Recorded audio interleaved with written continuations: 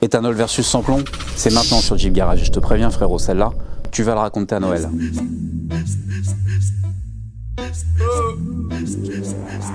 Vous avez tous probablement déjà regardé les nombreuses vidéos de mes petits camarades youtubeurs sur le 85. Vous les avez tous probablement entendus répéter en chœur que parce que le 85 a moins d'énergie que le sans-plomb, il faut en injecter plus pour compenser.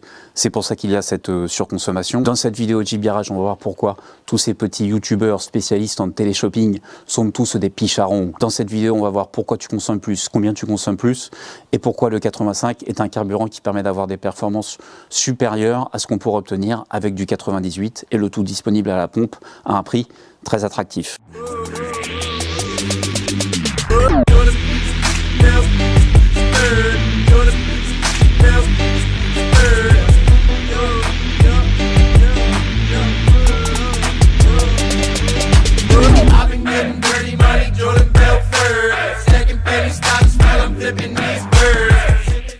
Pour cela, on va faire un certain nombre de rappels sur des notions essentielles de base, comme le rapport stoïchiométrique, ou plutôt mélange en proportion stoïchiométrique.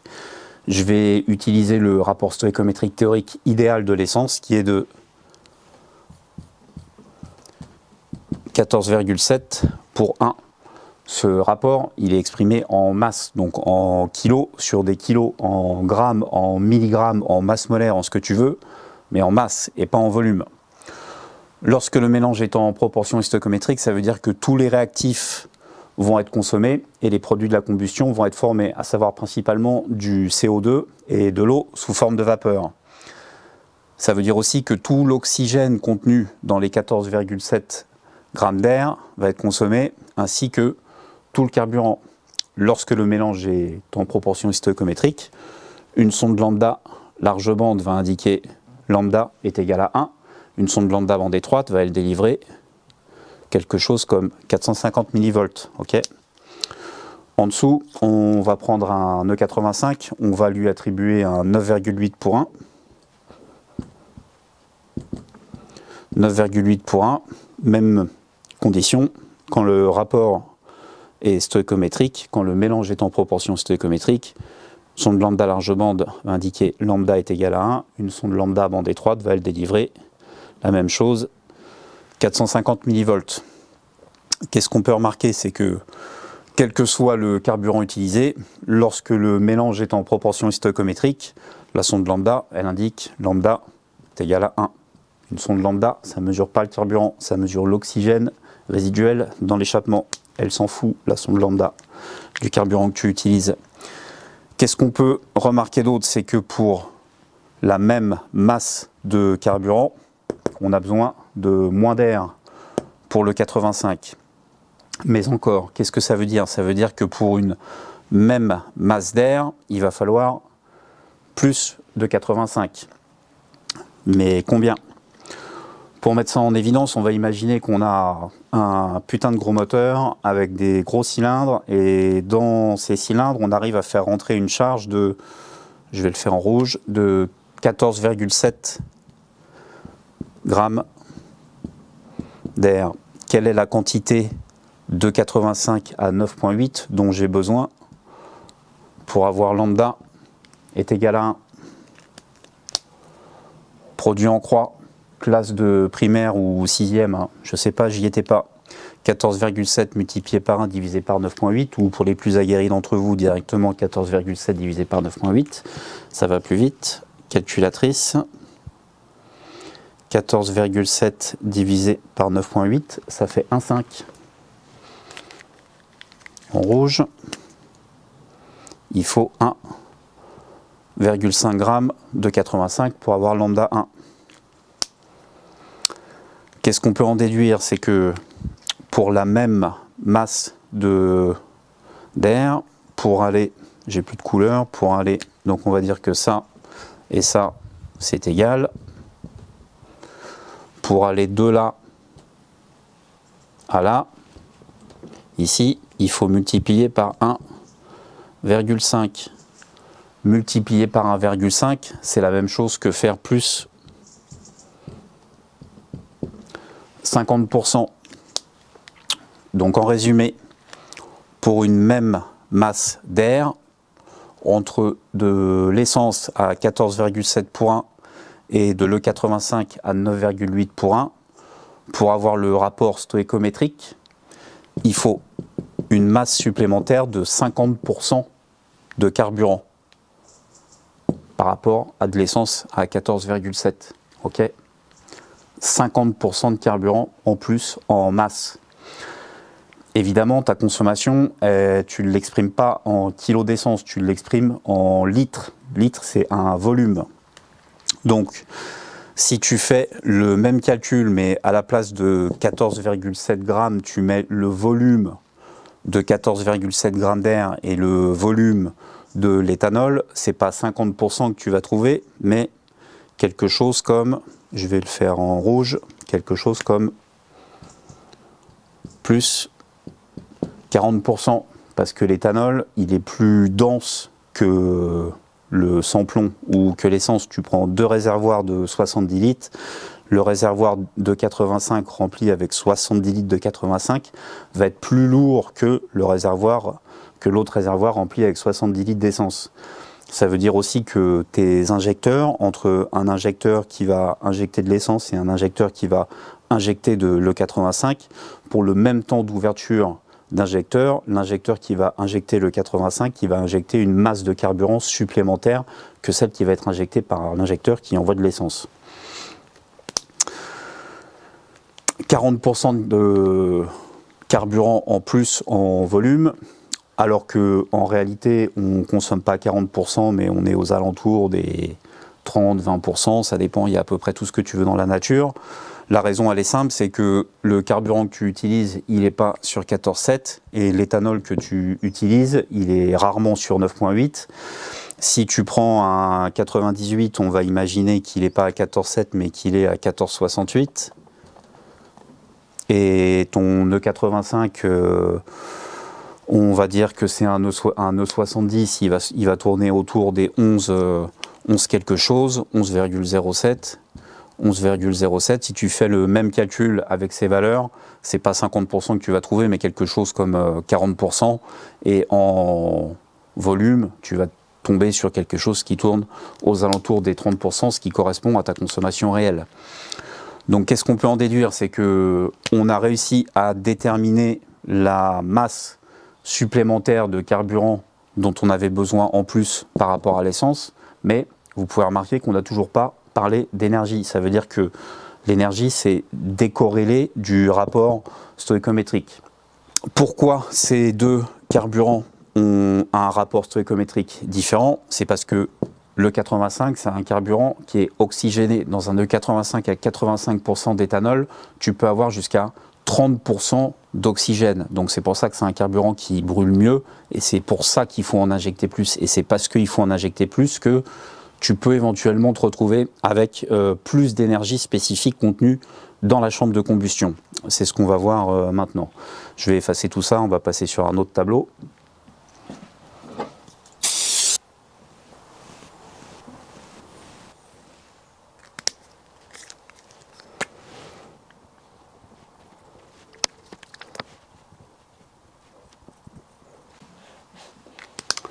Donc j'ai refait un tableau. Dans ce tableau, on retrouve notre 85 à 9,8 pour 1. On va le comparer à un 98 auquel j'ai attribué un 14,68. On va faire comme tout à l'heure, on va déterminer la masse de carburant supplémentaire dont on a besoin pour avoir lambda 1 par rapport à du 98 à 14,68. Donc on va faire 14,68 divisé par 9,8. Cette fois-ci, ça nous donne 49,7. 49,7%, on va arrondir à 49.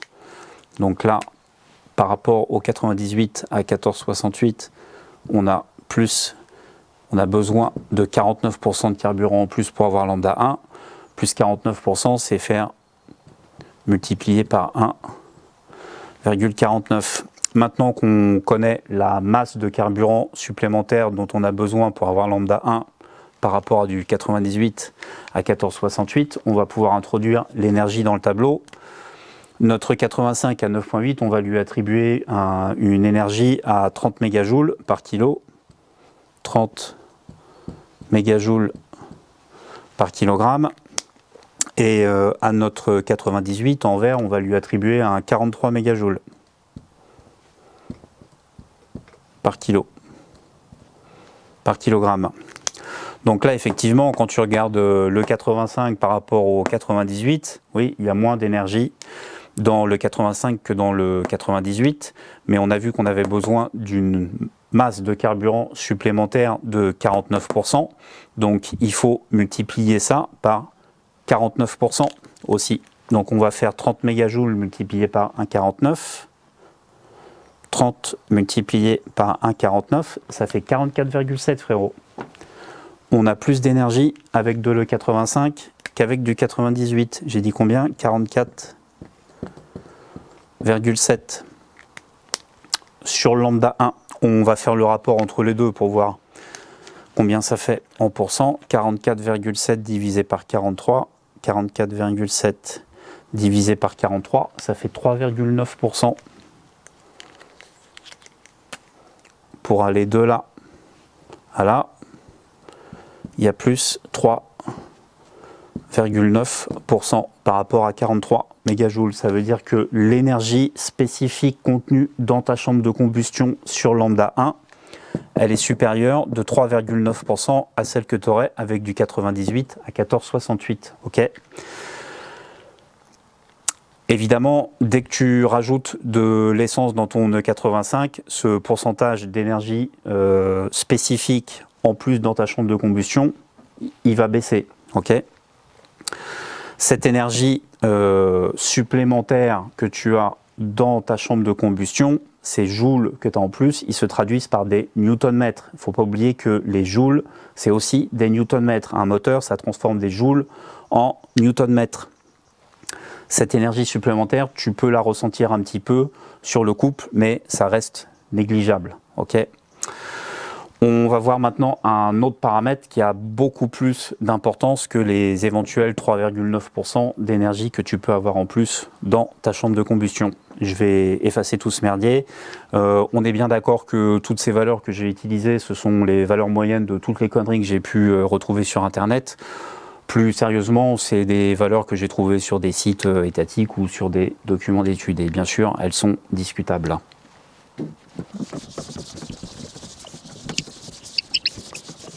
L'autre paramètre qui rentre en compte, c'est l'avance à l'allumage. Et ce paramètre, il a une influence beaucoup plus importante sur les performances de ta voiture que les éventuels 3,9% d'énergie en plus que tu peux retrouver dans ta chambre de combustion.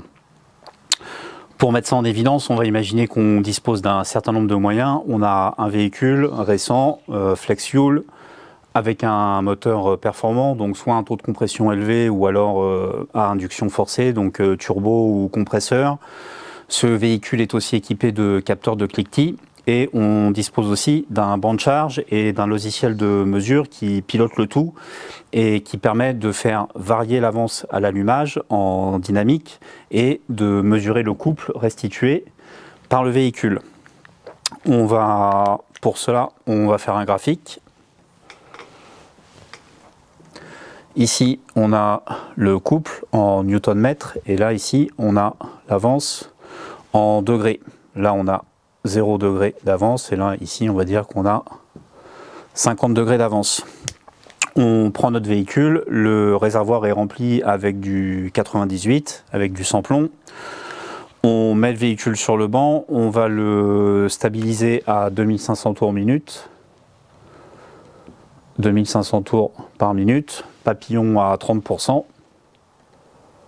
papillon 30%, donc c'est ce qui correspond à une vitesse stabilisée, on va dire, je sais pas, 110 ou 130 sur autoroute, et dans ces conditions-là, évidemment, on est sur lambda est égal à 1. Donc on va démarrer la mesure à 10 degrés d'avance, ce qui n'est pas beaucoup.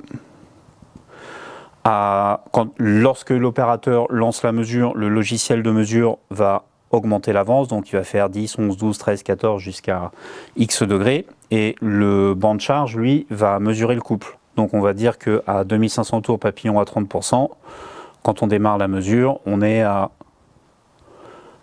100 Nm. D'accord. L'opérateur lance la mesure. Le logiciel de mesure va faire augmenter l'avance. Lorsque l'avance augmente, la pression dans le cylindre va augmenter et le couple lui aussi va augmenter. Donc l'opérateur lance la mesure, le couple augmente, il va atteindre son plateau et après il commence à chuter et on va dire qu'il a atteint son couple maximum à 30 degrés d'avance. Le couple maximum obtenu, on va dire qu'il a obtenu 150 Nm. Ok.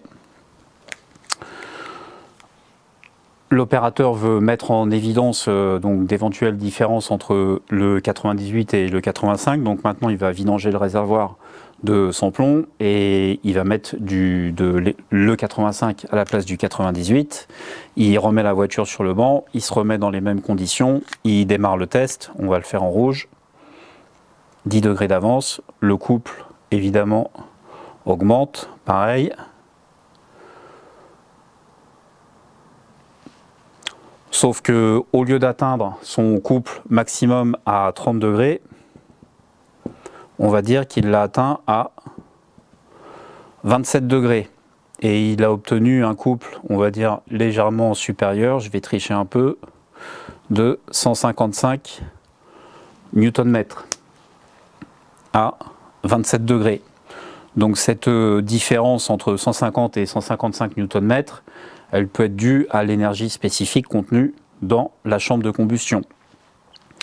Mais si ton avance à l'allumage au 98, elle est calée sur 30 degrés, quand tu vas mettre de l'E85 dedans,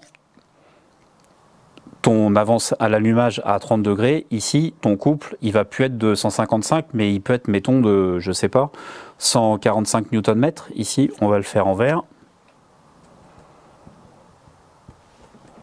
145 Nm. Donc tu peux en gagner d'un côté parce que tu as une énergie spécifique qui est plus importante avec le 85, mais tu as vite fait de perdre des Nm si ton avance à l'allumage n'est pas calée. Donc les boîtiers avec le carburant, ils arrivent à s'en sortir. Par contre, un boîtier E85, là-dedans, il ne sait pas faire. Là, il n'y a que la cartographie, il n'y a que le logiciel de modification de cartographie qui peut te permettre de recaler ton avance pour avoir ton couple maximum. Okay, ça, c'est une donnée qui est importante. On a tous tendance à penser que parce que le 85 a un indice d'octane élevé, ceci, cela, qu'on va pouvoir mettre plus d'avance à l'allumage.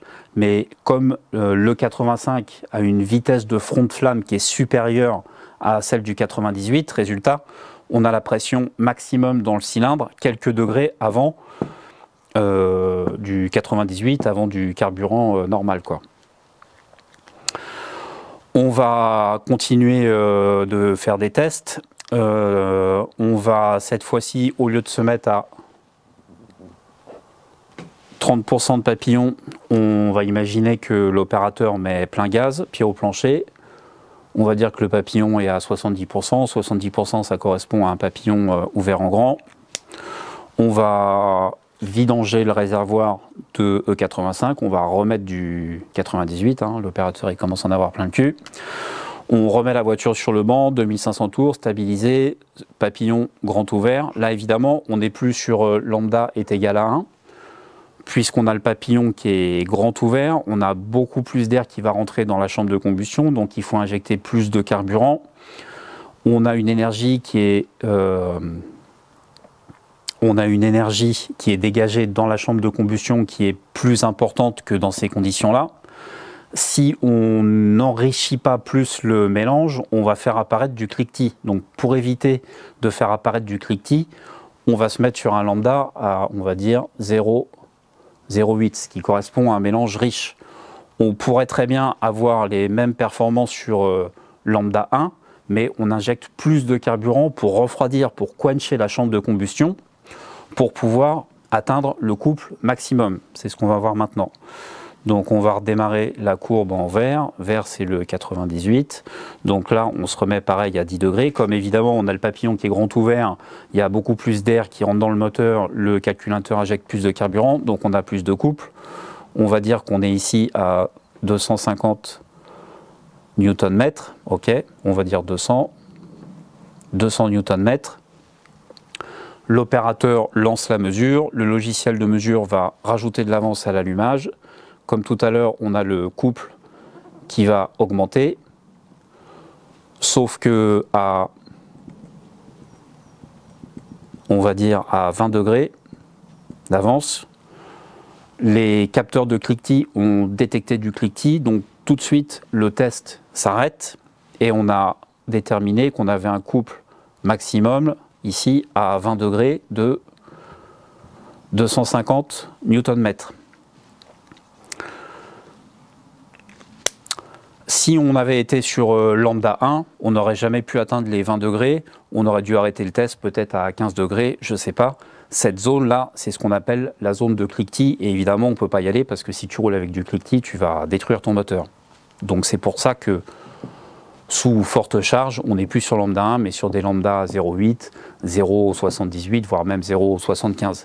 Si tu vas trop loin dans le lambda, si tu enrichis trop, tu vas perdre en couple. Si ton mélange est trop riche, tu perds en couple. Le couple maximum, il atteint sur du lambda 0,9, un truc comme ça. Ok.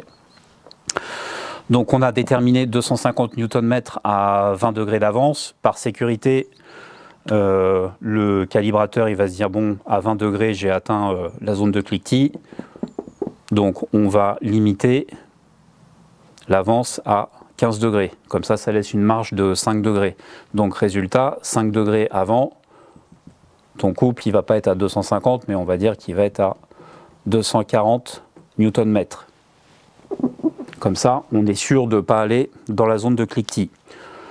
L'opérateur va faire le même test maintenant avec de l'E85, donc il reprend le véhicule, il revidange le réservoir, il met de l'E85 à l'intérieur, il se remet sur le banc à rouleau, il démarre le test, pareil, à 10 degrés, le couple augmente, il atteint un couple maximum, on va dire, à 29 degrés, et cette fois-ci, au lieu d'avoir atteint les 250 Nm, on va dire qu'il a atteint les 300 Nm. C'est ça la différence fondamentale entre du 98 et de l'E85. L'E85, quand il est injecté dans la chambre de combustion, quand il change d'état, quand il passe de la phase liquide à la phase gazeuse, il va pomper beaucoup plus de calories dans son environnement que l'on pompe de l'essence. Il va pomper 2,5 fois plus de calories dans la chambre de combustion, ce qui fait que ça fait baisser la température de la chambre de combustion et ça se traduit par une zone de cliquetis, s'il y a une zone de cliquetis qui va se trouver là, mais tu vas atteindre ton couple maximum avant de rentrer dans la zone de cliquetis.